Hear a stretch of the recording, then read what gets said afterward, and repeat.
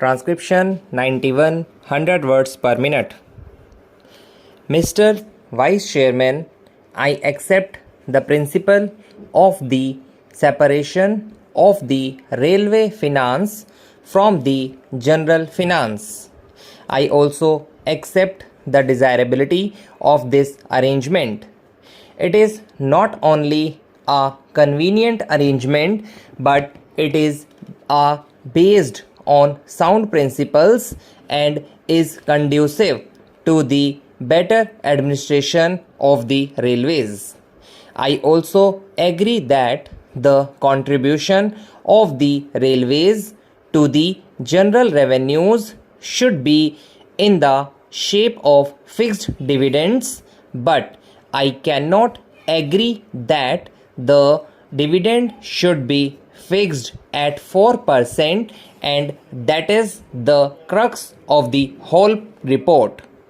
As a matter of fact, the committee was instituted only to go into that matter whether the dividend payable at the present time, that is 4%, was reasonable or not, and whether this arrangement should continue. When I say that I do not agree to the rate of dividend, I wish to submit that enough material has not been placed in our hands to judge whether the dividend which is being fixed is fixed on some sound basis or not. The committee has not examined certain vital matters concerning the administration of the railways, and what I find is that the whole arrangement is very superficial.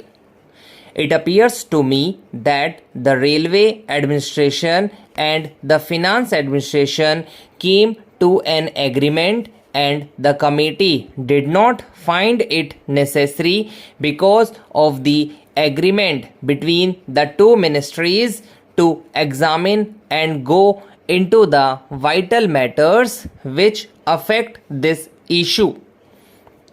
It is not clear how this dividend, if fixed at 4%, is going to react on the working of the railways, and particularly on the future development of the railways, and also on the present structure of the fares and freights.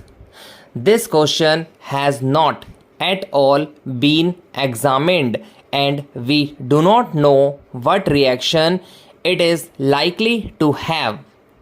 These are very vital matters, and I think that they need a thorough examination before we can come to correct conclusion in this matter. As we know, there is a pressing demand for reduction in the railway fares, particularly for third class passengers. This demand has been made on the floor of this house, and I think there is great justification behind this demand, and more particularly now when we find that the prices of agricultural goods have gone down, we will have to take into consideration the question whether the rural population, who will get much lesser return for their products now, will be able to pay the same fares and freights. I also wish to draw your attention to the fact that the Federation of Indian Chambers of Commerce had submitted a memorandum to the Honorable the Railway Minister, asking him for an examination and revision of the freight structure. I do not know what the position today is, and unless and until we are enlightened about that, unless and until we know where we stand in relation to freights and fares, we are not in a position to take any decision whether the rate of dividend should be 4% or not.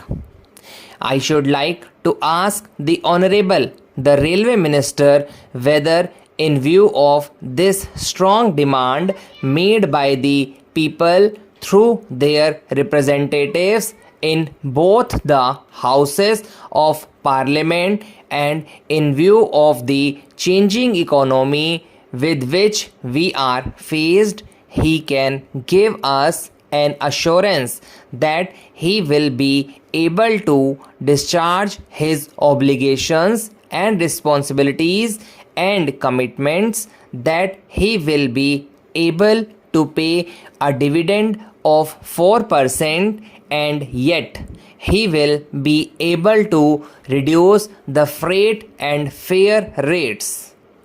That is the basic thing. Another important factor which has to be taken into consideration is the development schemes. I wish to submit that there is no new approach in this matter. I find that we are going about in this matter in the same frigid manner, and the aspirations of the people have not at all been taken into consideration.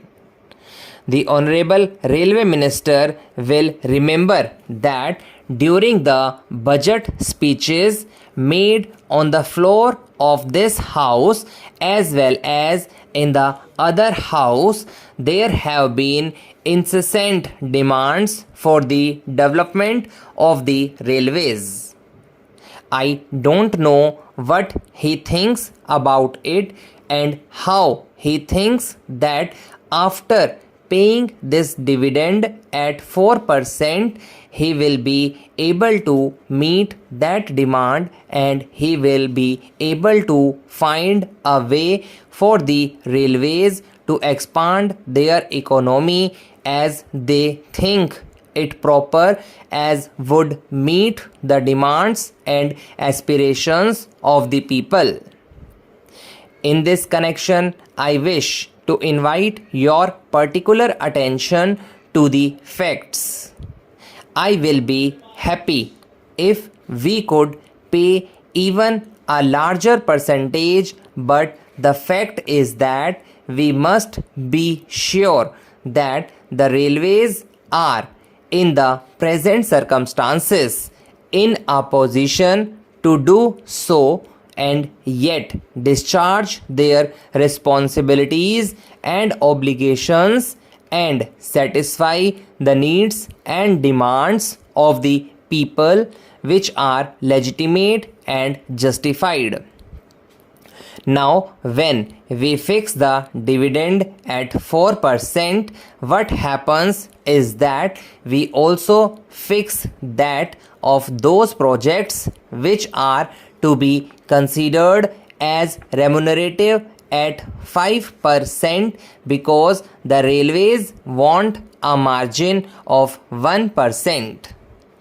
What actually happens is that when we fix it at such a high level, because of this percentage, we find that not many new projects are really taken up, and we have been very seriously disappointed in this matter.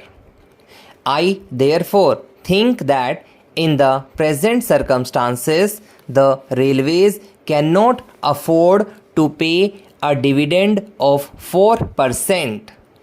May I ask the Railway Minister whether it is not a fact that even he has not been able to contribute fully, or even he will fall short by about rupees 60 crores in his contribution towards the plan. Out of the rupees 400 crores that the railways have to contribute, I find from his speech that they are faced with a net shortfall of rupees 62 crores.